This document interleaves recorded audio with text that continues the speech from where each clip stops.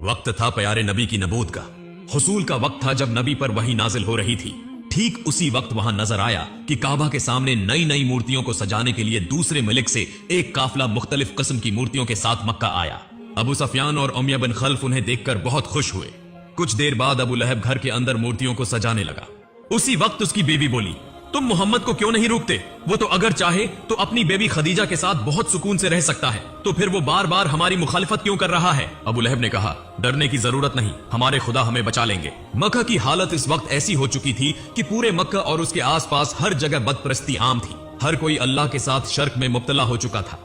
उधर मोहम्मद पर गारी हुर्रा में वही नाजिल होने लगी। 3 दिन बाद रसूल शदीद बुखार के साथ घर लौटे तो उनके सहाबा और चचा अबू तालिब उनकी फिक्र करने लगे। अबू सफियान, अमिया और मक्का के सरदार एक दिन अबू तालिब के घर आए और उसे धमकी दी कि मोहम्मद को समझा लो कि वो अपने तमाम काम छोड़ दे। अगर जरूरत पड़े तो हम मोहम्मद को मक्का का सरदार बना देंगे और उसे बेशुमार दौलत देंगे। लेकिन रसूल ने उनकी तमाम बातों को मुस्तरद कर दिया।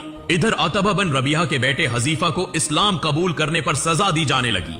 बाद में अपनी हजीफा की बहन जो अबू सफियान की बीवी थी और उसका भाई वलीद भी उसकी मुखालिफत करने लगे। हजरत हदीफा उस वक्त घर से निकल कर चले गए। दूसरी तरफ मक्का के जालिम हुक्मरानों के खौफ से नबी के सहाबा छुप छुप कर रात भर इस्लाम कबूल करते रहे। एक दिन वो अल्लाह की इबादत करते करते सुबह कर देते, फिर जो जहां था अपने घरों में छपने के लिए चला जाता। नबी के एक सहाबी रात भर घर वापस न लौटे तो उनके वालिदैन परेशान हो गए। जब वो घर वापस आए तो उनके वालिदैन ने पूछा, तुम कहां थे? इसी वक्त घर में रखी हुई मूर्ति हाथ लगने से गिर गई और वहीं टूट गई। उनके वालिद बोले, तुमने यह क्या गजब कर दिया? यही खुदा तो हमें हमेशा बचाता था और तुमने उसे तोड़ दिया। तब वो सहाबी बोले, जो खुदा अपनी हिफाजत खुद नहीं कर सकता वो हमें कैसे बचाएगा? ये सुनकर उनके वालिदैन ने कहा, तुम मोहम्मद के साथ रहकर अपनी बर्बादी खुद बुला रहे हो। तब वो सहाबी बोले, हरगिज नहीं। फिर वो रसूल के पीगामात सुनाने लगे। एक वक्त आया जब उनके वालिदैन ने अपनी सारी गलतियों को समझा और इस्लाम कबूल कर लिया।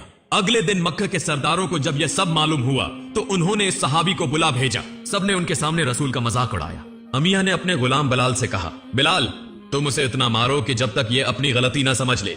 लेकिन हजरत बिलाल जानते थे कि रसूल के तमाम पैगाम सच्चाई पर मबनी हैं। वो दिल व जान से अल्लाह से डरते थे। चुनांचा बिलाल ने अपने मालिक अमिया के सामने साफ कह दिया, ये मैं कभी नहीं कर सकता।